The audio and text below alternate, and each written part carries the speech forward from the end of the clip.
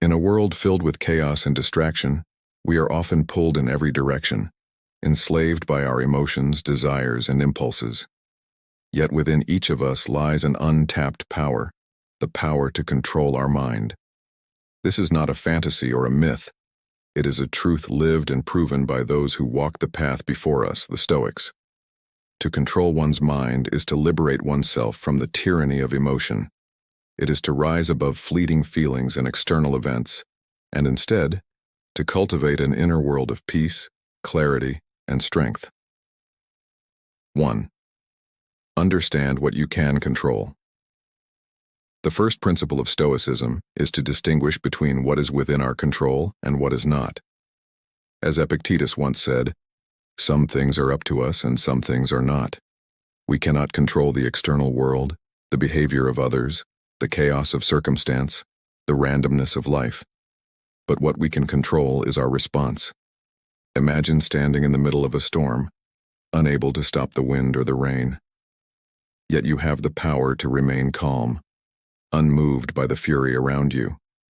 This is not weakness, but fortitude. By focusing only on what we can control, our thoughts, our judgments, our actions, we reclaim our power. We cease to be victims of circumstance and begin to master our own fate. 2.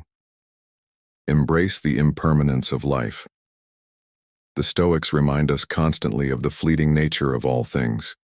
Marcus Aurelius, in his Meditations, often wrote about the brevity of life. You could leave life right now. Let that determine what you do and say and think. Death is not to be feared, but embraced as a reminder of life's impermanence. When we understand that all things, success, failure, joy, pain, are temporary, we no longer cling to them. We release our attachments and find peace in the present moment. To control your mind is to understand that nothing lasts. It is to find tranquility in the knowledge that whatever we face, it too will pass. 3. Master your emotions. Emotions are not enemies, but neither should they rule us. Seneca spoke of the danger of unchecked emotion, saying, "Anger, if not restrained, is frequently more hurtful to us than the injury that provokes it." Our emotions are fleeting, but they have the power to cloud our judgment and drive us to destructive actions if left unchecked. The Stoic does not suppress emotion, but rather masters it. When anger arises, we pause. When fear overwhelms, we breathe. We do not react impulsively. Instead, we reflect. We ask ourselves, is this within my control? And if the answer is no, we let it go. To master your emotions is to master yourself. 4. Practice voluntary discomfort. Comfort breeds complacency. The Stoics understood this and deliberately sought discomfort to strengthen their resilience. Seneca recommended practicing poverty, saying, "Set aside a certain number of days, during which you shall be content with the scantiest and cheapest fare, with coarse and rough dress, asking yourself, is this the condition that I feared?"